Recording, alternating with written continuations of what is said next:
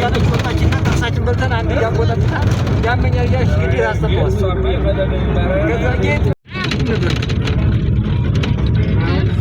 ያንቺ ወሻት ደስው ባለበት በፖሊስ ያንቺ ነገኝ አይሞት አለፍከው ተነሳበት እንጣጣለን እንጨፍራለን ይሄ ነው የሱ ሲል ለስንተኛው ሊያስያዘው እኮ ተፈኖ ነበር ካሳዝነን አራቶች ነው በስንተኛው ቀን ሲያገኘው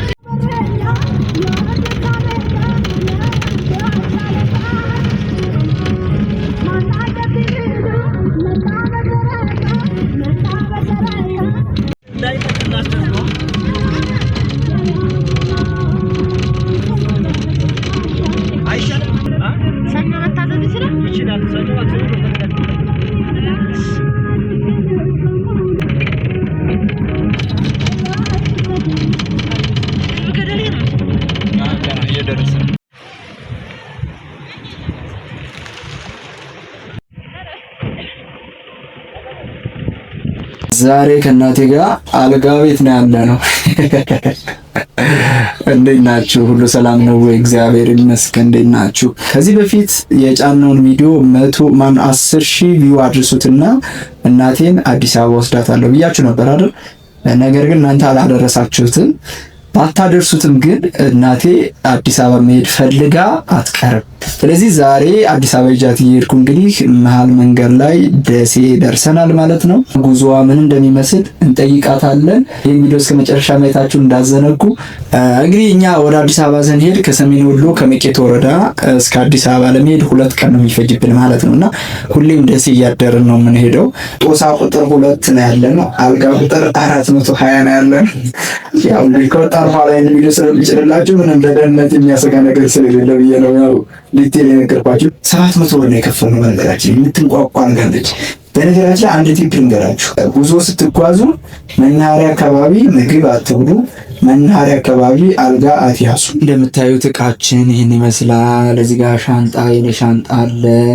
እዚህ ጋር ደግሞ የታተይ ኮተት አለ። ከታች ለልጆቿ የያዘችው እንዳለ ዳቦ፣ ቆሎ፣ ብቅሉ፣ ጌሾ ምናምን በዚህ በቀይ ማዳበሪያ ነው ያለው።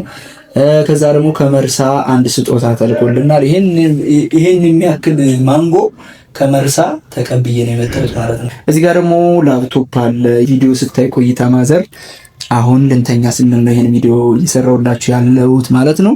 ወደ ታጠይ ጥያቄ እንመለስና ታጠይ ጉዞ እንዴት ነበር ነው?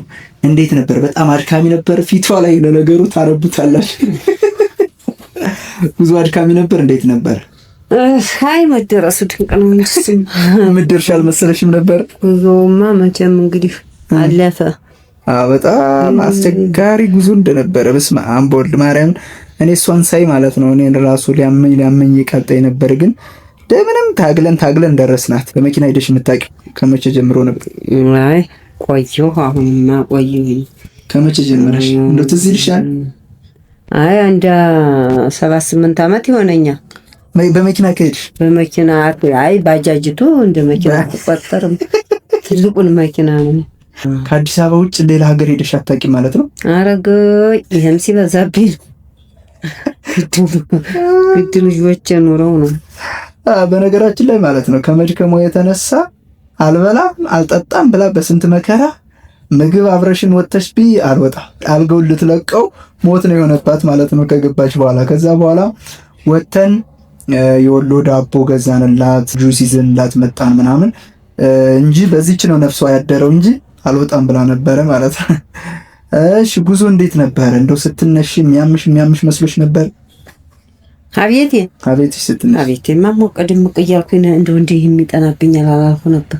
እንዲህ በዚህ እንዲህ በየሳይ ዘውርስ ጥልም ሲል አብሮ ልብ ይውላ ጥልም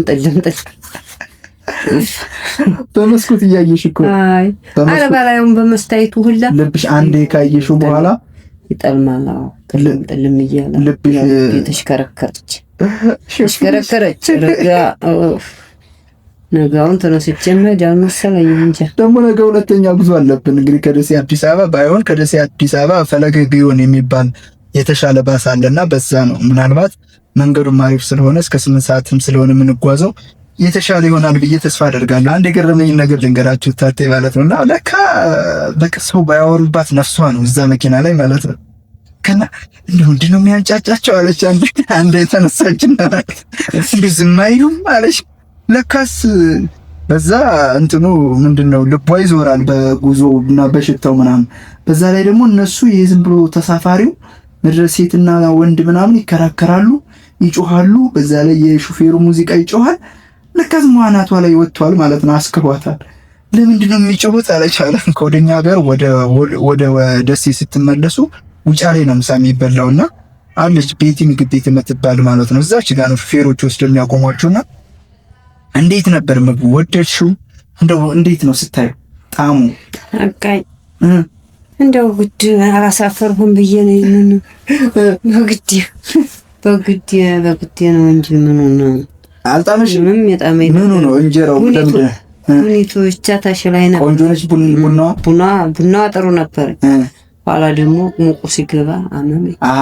ትኩሱ ሙቁ ሲገባ እንጀራው ነጩ ሆኖ ያምራል። አፍክ ስከተው እንጀራው ረጋ በስማ የፊቱ እኮ እህል የለውም።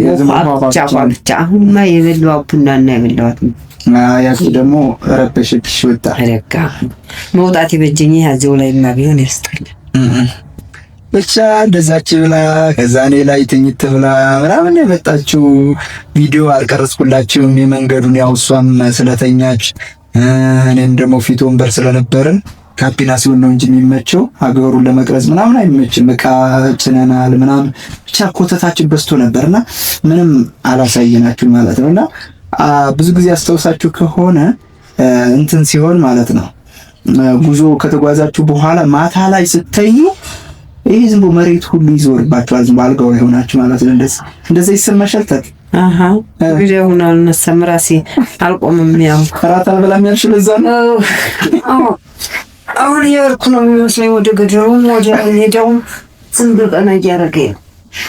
በግድ ቪዲዮ ስሪ ብዬ ነው በነገራችን ላይ የቀሰቀስኳት ማለት እና ካልጋው ልትነሳ ሞት ነው የሆነባት ማለት ነው። ምክንያቱም ካልጋው ተነስታ ስትንቀሳቀስ ግልብጥ የሚልባት ያው መኪናው ላይ ያለች ነው የሚመስላት። የዛሬ ቪዲዮ ይህን ይመስል ነበር። እናታችን እያዛጋት ነው፣ እንቅልፏ መጥቷል። ማረፍ አለባት፣ መተኛት አለባት። በቀጣይ ቪዲዮ እስከምንገናኝ ሰብስክራይብ እያደረጋችሁ ይህን ቪዲዮ ላይክ እያደረጋችሁ ኮሜንት አስተያየታችሁንና ትዝታችሁን እየጻፋችሁልን እንሰናበታለን ማለት ነው። ሰላም ደሩልኝ።